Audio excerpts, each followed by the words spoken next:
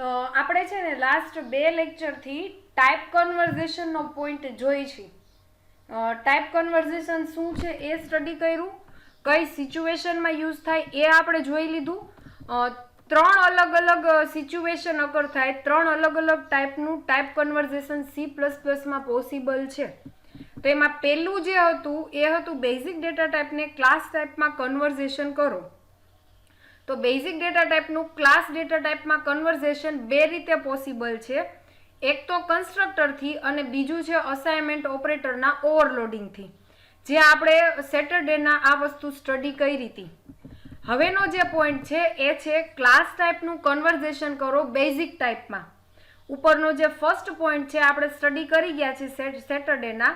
આજનો જે પોઈન્ટ છે એ છે ક્લાસ ટાઈપનું કન્વર્ઝેશન કરો બેઝિક ટાઈપમાં. એટલે ક્લાસ ટાઈપ એટલે શું હશે તો કે કોઈ ક્લાસનો ઓબ્જેક્ટ હશે, એને તમારે કન્વર્ટ કરવાનો છે કોઈ ઇન્ટીજર, ફ્લોટ કે વોટેવર બેઝિક ટાઈપમાં. તો આ જોઈએ આપણે.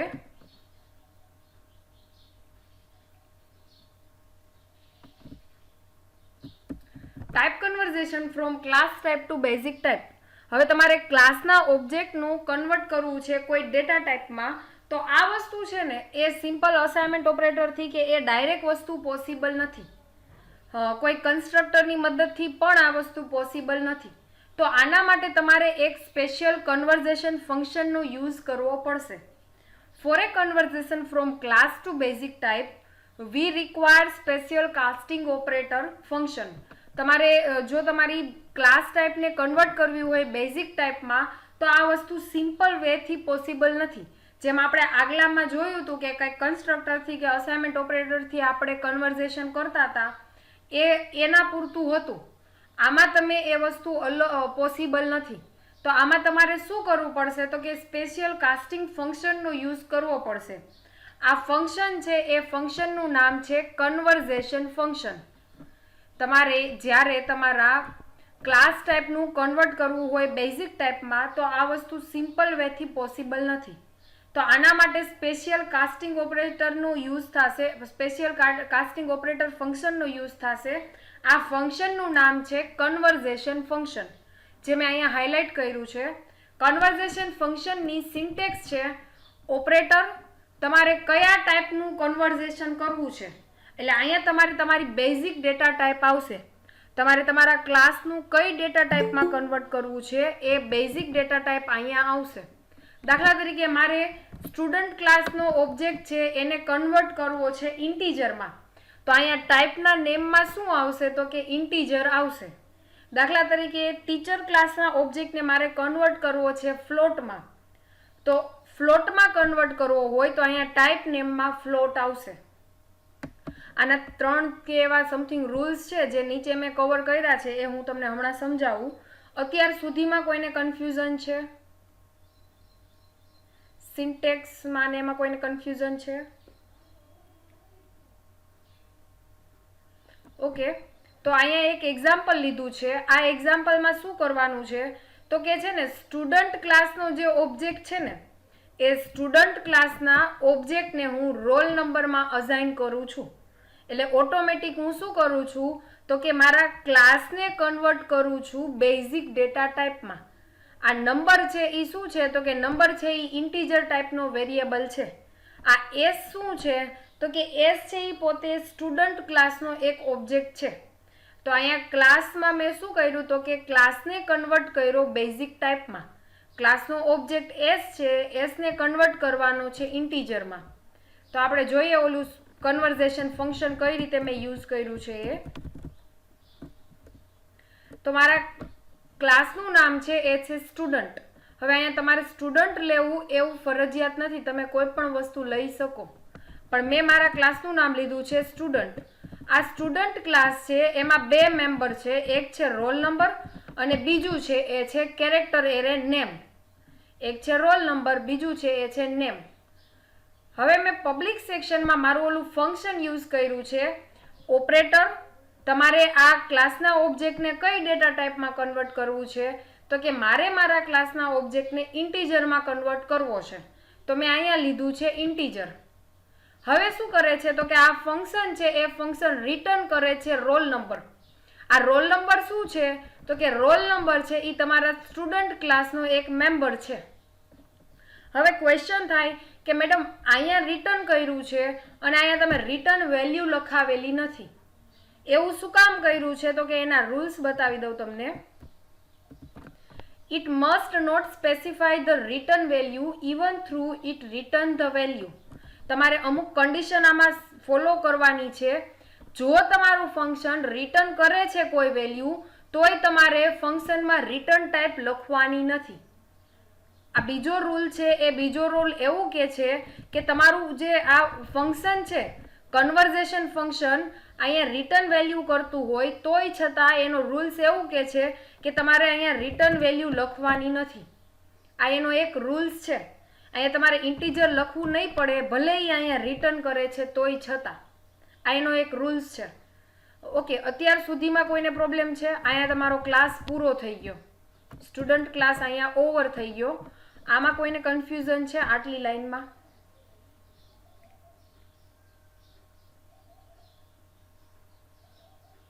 ઓકે, તમારે છે ને મગજમાં એટલું જ ક્લિયર રાખવાનું છે કે કન્વર્ઝેશન ફંક્શનમાં બે જ વસ્તુ હશે. ઓપરેટર, તમારે ક્લાસને તમારા ક્લાસના ઓબ્જેક્ટને કઈ ડેટા ટાઈપમાં કન્વર્ટ કરવો છે એ data type.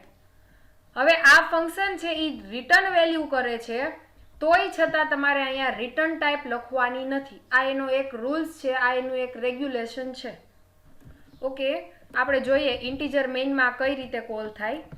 Integer મેઇનમાં student S કરેલું છે. સ્ટુડન્ટ શું છે? તો કે સ્ટુડન્ટ એક ક્લાસનું નામ છે, એસ છે એ એનો ઓબ્જેક્ટ છે. એના પછીની લાઈનમાં મેં એક નંબર નામનો એક ઇન્ટીજર વેરિયેબલ ડિક્લેર કરેલો છે. આ નંબર વેરિયેબલને હું ઇનિશિયલાઇઝ કરું છું એસ થી. એટલે એ ઓટોમેટિક તમારું આ જે કન્વર્ઝેશન ફંક્શન છે એ ફંક્શન કોલ થશે. કન્વર્ઝેશન ફંક્શન કોલ થશે. અહીંયા કન્વર્ઝેશન ફંક્શન શું કામ કોલ થયું? તો કે હું એસને કન્વર્ટ કરું છું એનમાં, નંબરમાં, એનઓમાં. પણ આ એસ છે એ સ્ટુડન્ટ ટાઈપનું છે, નંબર છે એ ઇન્ટીજર ટાઈપનો વેરિયેબલ છે. તો આના માટે આ તમારું કમ્પાઇલર ઓટોમેટિક આ કોડ એક્ઝિક્યુટ કરશે. કમ્પાઇલર ઓટોમેટિક આ લાઈન એક્ઝિક્યુટ કરશે. તો અહીંયા શું કર્યું? તો કે રોલ નંબર છે એ રોલ નંબરને રિટર્ન કરાવો. ક્વેશ્ચન થાય કોનો રોલ નંબર? તો કે એસનો રોલ નંબર. કોનો રોલ નંબર? તો કે એસનો રોલ નંબર. એસ શું છે? તો કે એસ છે એ સ્ટુડન્ટ ક્લાસનો ઓબ્જેક્ટ છે. તો સ્ટુડન્ટ ક્લાસના ઓબ્જેક્ટમાં જે રોલ નંબર હોય એ રોલ નંબર રિટર્ન કરાવો. એટલે રોલ નંબરની જે વેલ્યુ હશે એ વેલ્યુ નંબરમાં સ્ટોર થશે. હવે દાખલા તરીકે તમે સી આઉટ કરી અને નંબરને પ્રિન્ટ કરાવો તો રોલ નંબરમાં જેટલી વેલ્યુ તમે સ્ટોર કરાવશો એટલી વેલ્યુ તમને અહીંયા નંબરમાં આઉટપુટમાં મળશે. તો આ મેં કન્વર્ટ શું કરાવ્યું? તો કે સ્ટુડન્ટ ક્લાસના ઓબ્જેક્ટ છે એ ઓબ્જેક્ટને મેં કન્વર્ટ કરાવ્યો મારા ઇન્ટીજર વેરિયેબલ નંબરમાં, એનઓમાં. દાખલા તરીકે હું ઇન્ટીજર અહીંયા રોલ નંબરની વેલ્યુ આપી દઉં 3 અને અહીંયા હું સી આઉટ કરું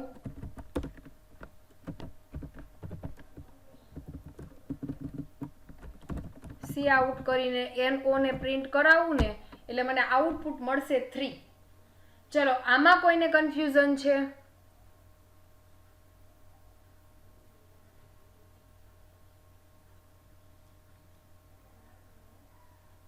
ઓકે, હવે છે ને તમે આ વસ્તુ લખી છે નંબર ઇક્વલ ટુ એસ. તમે છે ને આ રીતે પણ કાસ્ટિંગથી પણ આને લખી શકો. આ બે વસ્તુ સરખી જ છે. લખું જોવો અહીંયા. આ તમે નંબર ઇક્વલ ટુ એસ લખો કે નંબર ઇક્વલ ટુ ઇન્ટીજર ને પછી એસ લખો, ઓટોમેટિક તમારી આ જે ફંક્શન છે કન્વર્ઝેશન ફંક્શન એ ફંક્શન જ કોલ થશે. તમને આ સહેલું પડે તો આ લખો, આ સહેલું પડે તો આ લખો, બે વસ્તુ સરખી જ છે. ઓટોમેટિક આ લાઈનથી કન્વર્ઝેશન ફંક્શન કોલ થશે. Conversion function return roll number કરશે. એ રોલ નંબરની વેલ્યુ કોને અસાઇન થશે? તો કે નંબર નામનો એનઓ નામનો વેરિયેબલ છે એ વેરિયેબલને વેલ્યુ અસાઇન થશે. એનઓ ની વેલ્યુ ઓટોમેટિક કઈ આવશે? તો કે આ ફંક્શન એક્ઝિક્યુટ કરીને આ રિટર્ન જે વેલ્યુ કરે ને રોલ નંબરની, એ રોલ નંબરની વેલ્યુ આને અસાઇન થશે. દાખલા તરીકે મારા રોલ નંબરની વેલ્યુ 3 હોય તો અહીંયા આ ફંક્શન એક્ઝિક્યુટ કરી રિટર્ન 3 કરશે.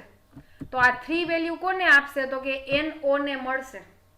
એટલે આ લાઈન લખો, આ એક લાઈન લખો કે આ લાઈન લખો, આ બે વસ્તુ સરખી જ છે.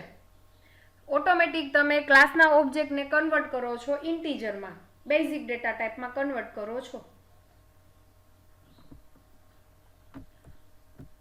તો તમારે જ્યારે કન્વર્ઝેશન ફંક્શન યુઝ કરવું હોય ત્યારે તમારે આ 3 કન્ડિશન છે, 3 રૂલ્સ છે, એને સેટિસ્ફાય કરવા પડશે, 3 રૂલ્સ ફોલો કરવા પડશે. તો તમારું કન્વર્ઝેશન ફંક્શન છે ને એ હંમેશા ક્લાસનું મેમ્બર હોવું જોઈએ. તમે સ્કોપ રિઝોલ્યુશન ઓપરેટરથી ક્લાસની બહાર કરો અને ફ્રેન્ડ ફંક્શન, એવું કાંઈ નહીં. કન્વર્ઝેશન ફંક્શન હંમેશા ક્લાસનું મેમ્બર હોવું જોઈએ. It must not specify the return value. એમાં ક્યારેય રિટર્ન વેલ્યુ હશે નહીં. Even through it return the value. આપણે ઉપરના પ્રોગ્રામમાં જોયું કે રોલ નંબર રિટર્ન કરતું હતું તોય છતાં એમાં રિટર્ન વેલ્યુ ઇન્ટીજર નહોતી. આ એની કન્ડિશન છે જે આપણે ફૂલફિલ કરવાની છે, સેટિસ્ફાય કરવાની છે. લાસ્ટ છે it must not have any argument. એમાં ક્યારે પણ આર્ગ્યુમેન્ટ હશે નહીં. તમને એવું હોય કે આર્ગ્યુમેન્ટમાં હું ઇન્ટીજર n પાસ કરી દઉં તો એવું થશે નહીં. અહીંયા તમારે ક્યારેય આર્ગ્યુમેન્ટ અવેલેબલ હશે નહીં. રિટર્ન વેલ્યુ નહીં હોય, આર્ગ્યુમેન્ટ નહીં હોય. ભલે એ ફંક્શનમાં રિટર્ન વેલ્યુ કરે છે પણ તમારે રિટર્ન વેલ્યુ અહીંયા મેન્શન કરવાની નથી. ઓકે, આ 3 રૂલ્સમાં કોઈને પ્રોબ્લેમ છે? 3 કન્ડિશનમાં કોઈને પ્રોબ્લેમ છે?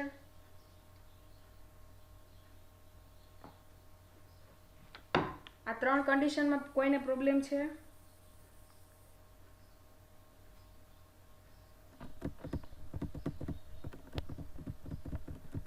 ઓકે, તો લાસ્ટ છે type conversion from one class type to another class type.